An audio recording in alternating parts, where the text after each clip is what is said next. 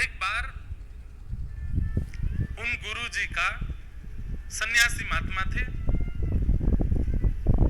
किसी स्त्री पर मन आ गया और वो महात्मा जी ने ब्याह कर लिया।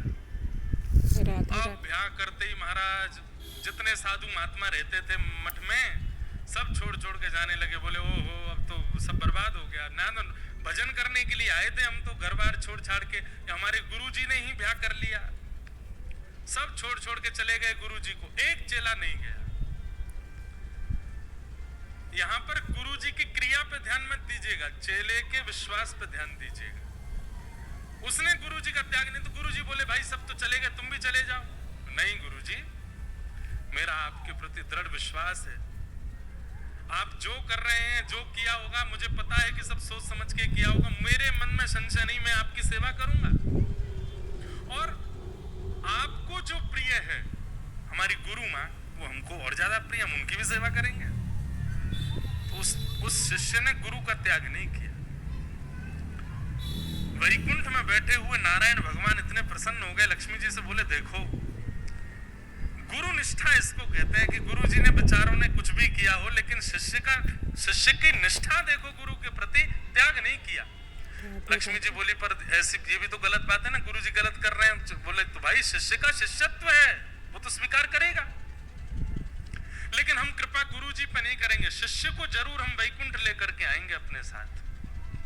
ठाकुर जी गरुण जी पे बैठ के पहुंच गए, अर्धरात्रि का समय, और आंगन में जैसे ही गरुण जी आकर के विराजमान हुए, स्वर्ण की तरह चमक रहे हैं गरुण जी, और गरुण के ऊपर शंख चक्र गदा पद्म धारण करके ठाकुर जी बैठे हैं। नीचे खटिया पर शिष्य सोया था, भगवान ने उठाया, उठो। उठ करके उसने जैसे ही देखा गरुण के ऊपर दिव्य तेजस्वी मणि की तरह चमक रहे नीलांबर श्री नारायण भगवान। हाथ पांव जोड़ के बोले जय जय, आप भगवान? बोले हाँ। आप मुझ पर कृपा करने आए हैं? बोले हम तुमको लेने आए, चलो गरुड़ पर पीछे बैठ जाइए, हमारे साथ वैकुंठ चलो। बोले मेरा पुण्य क्या है, किस पुण्य के आधार पर मिल रहे हैं आप मुझे? बोले तुम्हारे गुरु के प्रति निष्ठा, तुम्हारे गुरु अपने पद से च्युत हो गए, तुम्हारे गुरु ने अनर्गल विचार किए लेकिन फिर भी तुमने अपनी निष्ठा का त्याग नहीं किया, चलो हम तुमको वैकुंठ लेके चलेंगे, तुम्हारी निष्ठा से हम प्रसन्न हैं। राधे राधे। एक बार गुरुजी से आज्ञा ले आऊं? ठाकुर जी बोले हम प्रत्यक्ष तुम्हारे सामने खड़े हैं, साक्षात भगवान तुम्हारे सामने खड़े, अब गुरुजी की आज्ञा लेने जाओगे? बोले कि उन्हीं की सेवा की कृपा से तो आप मिले, तो उनसे एक बार आज्ञा ले लूं कि गुरुजी मैं वैकुंठ जा रहा हूं, नहीं तो सुबह उठ के ढूंढेंगे कहां गया चेला राम, एक बार बता तो आऊं उनको। ठाकुर जी बोले जाओ बताया। अर्धरात्रि का समय, गुरुजी सो रहे थे। गुरुदेव उठे, गुरुजी कहो बेटा क्या बात? आपकी कृपा से, आपके चरणों की कृपा से, आपकी आज्ञा से, आपके आशीर्वाद से मैं वैकुंठ जा रहा हूं। साक्षात शंख चक्र गदा पद्मधारी ठाकुर जी गरुड़ पर विराजमान होके हमारे आश्रम में पधारे हैं, बाहर आंगन में ठाड़े हैं, मुझे लेने के लिए आए हैं, मैं आपको प्रणाम करके आज्ञा लेके जा रहा हूं। गुरुजी आज्ञा दो, मैं वैकुंठ जाऊं? गुरुजी बोले कहां है भगवान? बोले वो खड़े। गुरुजी ने बाहर झांक के देखा, कोई दिखे नहीं। बोले मुझे नहीं दिख रहे। बोले तुम पहले ठाकुर जी से कहो मुझे दिखें, मुझे दर्शन दें, तब मैं आज्ञा दूंगा। अरे गुरुजी अभी रुको, दौड़ के गया। ठाकुर जी? बोले जी। मेरे गुरुजी को दर्शन दो, उनको जब आप दर्शन दोगे तब वो आज्ञा देंगे मुझे जाने की। भगवान बोले तुम्हारे गुरु के ऐसे कर्म नहीं है कि मेरे दर्शन कर पाए वो, तुम तो सीधी आज्ञा लो, चलो हमारे साथ। चेला बोला कि नहीं, गुरु जी को दर्शन नहीं दोगे तो मैं भी नहीं जाऊंगा, आप चले जाओ। ठाकुर जी बोले रुको हम होते हैं प्रकट। तुरंत प्रकट होकर ठाकुर जी ने दर्शन दिए। गुरु जी के हाथ पैर कांपे, आंखों से आंसू। जय हो ठाकुर जी, आपका मधुर दर्शन हो गया, बड़ी कृपा। चेला बोला गुरु जी अब आज्ञा, मैं जाऊं? बेटा अकेले जाओगे, हमको नहीं लेके चलोगे साथ? तुम बेटा वैकुंठ में मेरी सेवा के बिना कैसे रहोगे?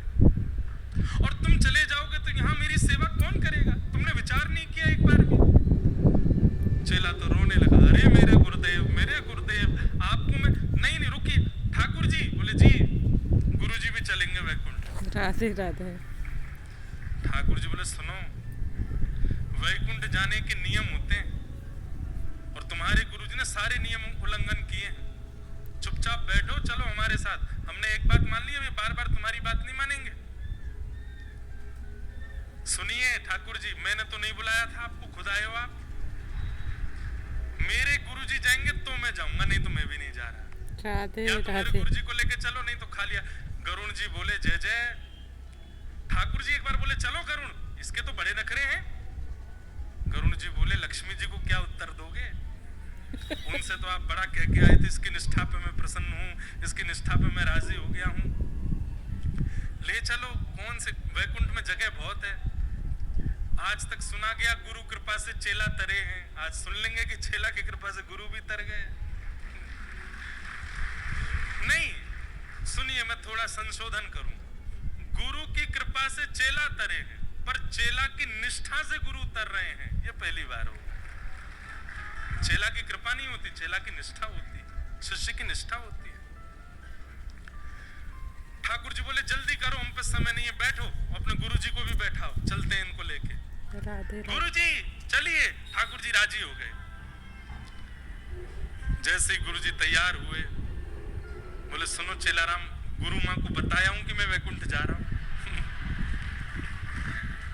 जैसे ही दौड़ करके गए, बोले सुनो अब तुम आश्रम का ध्यान रखना, खूब प्रेम से यहाँ रहना, सब संपत्ति तुम्हारी है, हम तो चले। बोले कहाँ? ठाकुर जी आए लेने, वैकुंठ जा रहे हैं, मुझे भी ले चलिए साथ में, मैं यहाँ अकेले क्या करूंगी। गुरु जी चेलाराम से बोले ए चेला, बोले हाँ। गुरु माँ भी जाएंगे साथ में। अरे यार फिर तो आनंद ही आ गए, दोनों गुरु माँ गुरु जी, उनकी वैकुंठ में भी सेवा करूंगा। अभी कहता हूँ ठाकुर जी। बोले हाँ, थोड़ा सा आगे खिसको, जगह बनाओ पीछे। बोले क्यों, अब क्या है? बोले गुरु जी भी जाएंगे, मैं भी जाऊंगा, गुरु माँ भी जाए। ठाकुर जी बोले बिल्कुल नहीं, उसको तो हम बिल्कुल नहीं लेके जाएंगे, जिसने बेचारे सन्यासी का जीवन बर्बाद कर दिया, पूरा मठ मंदिर बिगाड़ दिया, उसको लेके जाएंगे हम?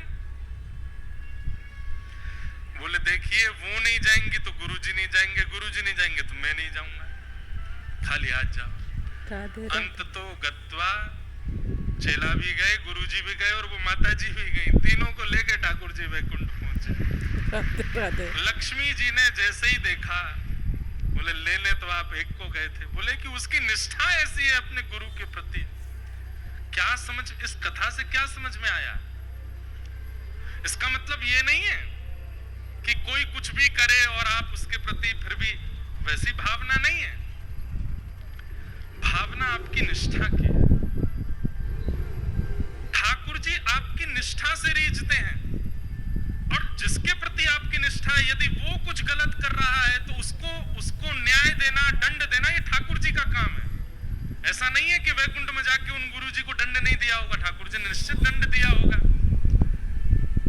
कि अरे ये भोला भाला शिष्य बेचारा, इसकी निष्ठा से तुम प्राप्त कर लिए हमको, लेकिन तुमको तो दंड मिलेगा। दंड तो ठाकुर जी ने दिया ही होगा, लेकिन फिर भी शिष्य की निष्ठा में कितना बल होता है। अरे हम एक बात कह दें तो कई बार तो शिष्य की निष्ठा गुरु का निर्माण श्रेष्ठ रूप में कर देती है। राधे राधे। बस उसकी निष्ठा, ऐसी निष्ठा अपने गुरु के प्रति। ठाकुर जी दयावंत हो जाते हैं, ठाकुर जी को करुणा आ जाती है जब वो देखते हैं कि कोई कितनी निष्ठा करके बैठा है अपने गुरु के प्रति। उस निष्ठा से ठाकुर जी प्रसन्न हो जाते हैं। तो जीवन में एक पथ प्रदर्शक होना चाहिए। आपकी दुनिया सुनती है, पर आपके ऊपर भी कोई एक ऐसा होना चाहिए जिसकी आप सुनते हो। अगर ऐसा नहीं है तो आपका पद नष्ट होने से, आपको नीचे गिरने से कोई नहीं रोक सकता। अपने ऊपर एक रखिए जिसकी आप सुनते हो, जिसकी आप मानते हो, जिसकी आज्ञा गुरुणाम अविचारणीयाम। गुरु की आज्ञा पर दूसरा विचार नहीं होना चाहिए। गुरु जी कह दें गौरी घाट चले जाओ जबलपुर, तो आप ये प्रश्न मत कीजिए कि करना क्या है वहां जाके। नहीं, गुरु जी ने कह दिया जाओ तो जाओ, वहां होगा क्या वो गुरु जी जाने। इतनी निष्ठा गुरु के प्रति होनी चाहिए, और ऐसी निष्ठा जब शिष्य के चित्त में आती है तो ठाकुर जी रीझ जाते हैं, ठाकुर जी प्रसन्न हो जाते हैं, ठाकुर जी उससे आनंदित हो जाते हैं। ठाकुर जी कहते हैं गुरु जी को पीछे छोड़, पहले तू प्राप्त राधे। आजकल के लोग उसको अंधविश्वास कह देते हैं, आजकल के लोग उसको कुछ भी कह देते हैं, अरे ये तो पागल हैं, ये ऐसे वैसे। बोलने राधे राधे। दीजिए, संसार का काम तो बोलना